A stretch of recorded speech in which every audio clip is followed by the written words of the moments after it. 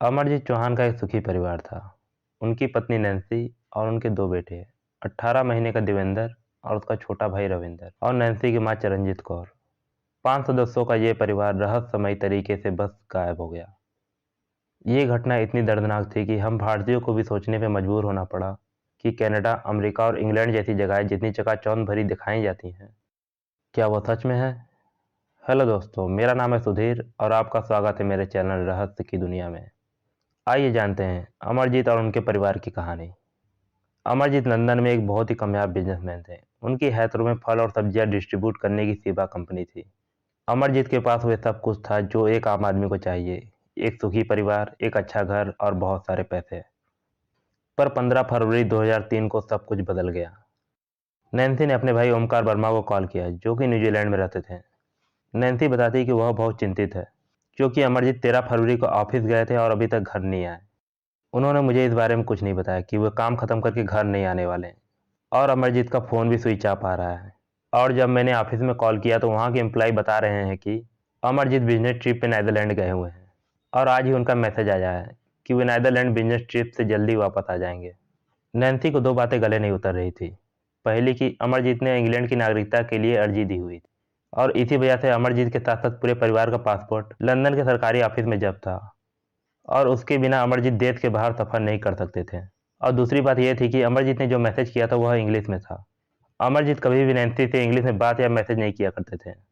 वह हमेशा पंजाबी का इस्तेमाल किया करते थे। नैन्सी के लिए अब चीज़ें बहुत ही उलझती जा रही थी, पर कहानी में नया मोड़ आना भी बाकी था।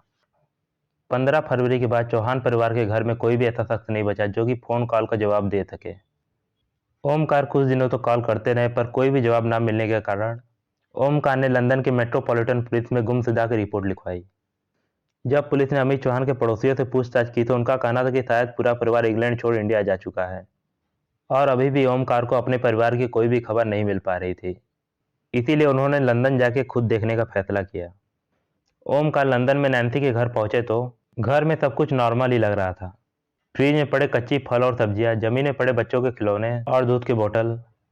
घर देख के ऐसा लग रहा था कि पूरा परिवार बहुत जल्दी में घर छोड़ के बस चला गया हो। पर कुछ चीज़ें ओमकार को खटक रही थी, जैसे कि उनकी माँ चरणजीत की पूजा पाठ की किताबें, जो कि अभी भी उसी घर में था, जो कि उनकी माँ चरणजीत अपने आप से कभी भी अलग नहीं करती थी।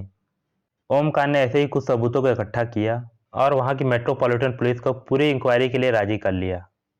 वहाँ के डीसीआई एनडी रावल ने अपनी शुरुआती जांच में पाया कि शायद चौहान परिवार का किडनैप किया गया है, क्योंकि अमरजीत चौहान को 14 फरवरी से जबकि उनके परिवार को 16 फरवरी से नहीं देखा गया था। शुरुआती पड़ताल में तो पुलिस को कुछ खास सफलता नहीं मिल पा रही थी। इसी बीच 24 मार्च को एक टाइप किया हुआ लेटर अमित चौहान की कंपनी सेवा में आता है, जिसमें लिखा हुआ था कि मैं अमरजीत चौहान और मेरा पूरा परिवार अभी फ्रांस में है। वहाँ पे हम बहुत खुश हैं और जल्द ही हम इंडिया जाके हमेशा के लिए बस जाएंगे। यह अभी भी मुमकिन नहीं था, क्योंकि चौहान परिवार का पासपोर्ट अभी भी यूके गवर्नमेंट के पास ही जब्त था। इस लेटर के मिलने के बावजूद मेट्रोपॉलिटन पुलिस ने अपनी जांच में कोई भी ढिलाई नहीं आने दी।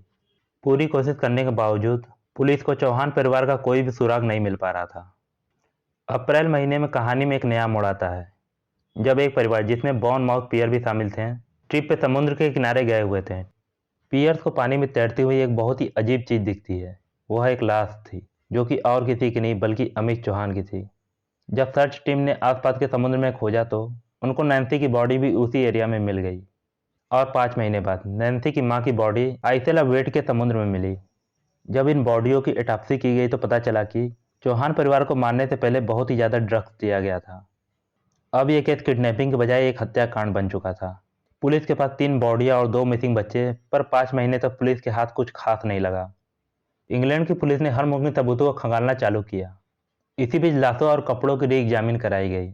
आखिरकार फॉरेंसिक डिपार्टमेंट को एक लेटर मिला, जो कि अमरजीत ने अपनी मौत के ठीक पहले अपने मोजे में रखा था, जिससे यह पता चलता है कि अमरजीत को अपनी मौत का पहले से ही अंदेशा हो चुका था। उस लेटर को इंक की तरफ से बहुत ही अच्छी तरीके से फोल्ड किया गया था, जिसकी वजह से इतने दिनों तो पानी में रहने के बावजूद लिखावट को कुछ ज़्यादा नुकसान नहीं पहुंचा था। दरअसल लेटर में कुछ खास नहीं था, ज़्यादातर चीज़ें बेकार ही थी, पर उसमें एक नाम और पता था, जो कि केनेथ रेगन का था, जिसपे 12 फरवरी की डेट पड़ी हुई थी, जो कि अमरजीत की मौत के ठीक एक दिन पहले की थी। अथॉरिटी ने जब केनेथ रेगन का पिछला रिकॉर्ड खंगाला तो 17 जून 1998 में रेगन 25 किलो हीरोइन के साथ पकड़ा गया था, जिसमें उसको 18 साल की जेल हुई थी, पर वह सरकारी गवाह बन गया, जिसकी वजह से 12 बड़े अपराधियों को सजा हुई।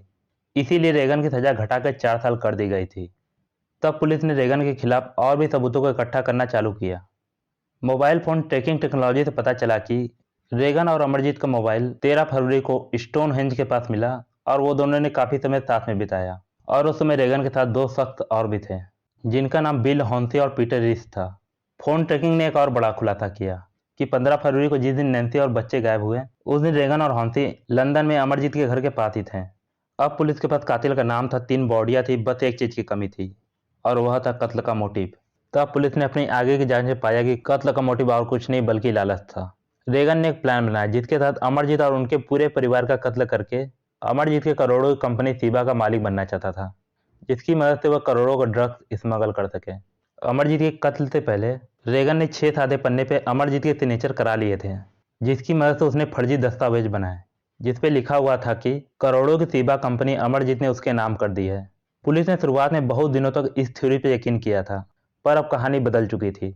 पुलिस की थ्योरी के हिसाब से 13 फरवरी को रेगन ने अमरजीत को अपने घर में बंदी बनाकर रखा, टॉर्चर किया और उनका कत्ल कर दिया। और 15 फरवरी को नैन्सी, उसकी माँ को और उनके 2 बच्चों को उन्हीं के घर में कत्ल कर दिया और फिर 5 बॉडियों को एक साथ समुद्र में डाल दिया। पुलिस ने अपनी इंक्वायरी पूरी कर ली थी, बस बाकी थी गिरफ्तारी की। इसी बीच रेगन और हॉन्सी देश छोड़ के फ्रांस भाग गए। वो अपने एक साथी रीस को पीछे ही छोड़ गए। रीस को गिरफ्तार कर लिया गया और रेगन को 1 महीने की मशक्कत के बाद बेल्जियम में गिरफ्तार कर लिया गया और उसके कुछ दिनों बाद हॉन्सी ने खुद ही अपना सरेंडर कर दिया। शुरुआती पूछताछ में रेगन और उनके साथियों ने चौहान परिवार के कत्ल का इल्जाम एशियन गैंग माफिया पे डाल दिया, पर सारे सबूत रेगन और उनके साथियों के खिलाफ थे। जज ने रेगन और उनके साथियों को चौहान परिवार के कत्ल का मुजरिम पाया और रेगन और हॉन्सी को आजीवन कारावास हुई और रीस को रेगन और हॉन्सी का साथ देने के लिए 23 साल की सजा सुनाई गई और 2 मासूम बच्चे दिवेंद्र और रविंदर की बॉडी कभी भी नहीं मिली।